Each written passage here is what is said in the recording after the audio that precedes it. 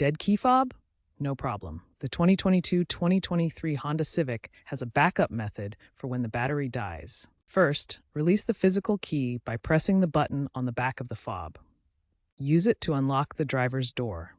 Once inside, place the fob on the driver's seat or center console near the start button. Press the brake pedal and hold the start button for 2 to 3 seconds. If it doesn't start, a hidden ignition port is located on the left side of the steering column.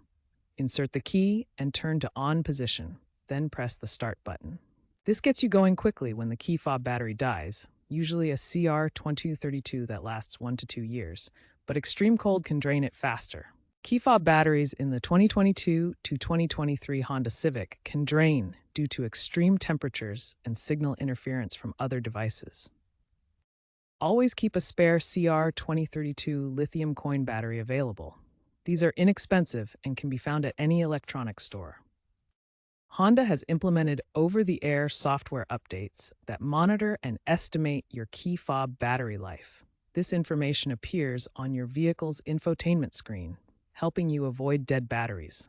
Looking ahead, the industry is developing batteryless key fobs that recharge through motion or ambient radio frequency signals. These innovations could reduce the need for battery replacements by up to 80%, while also being more environmentally friendly. Currently, the best solutions are to learn the manual backup start procedure or download Honda's roadside assistance app for emergency support when your key fob battery dies.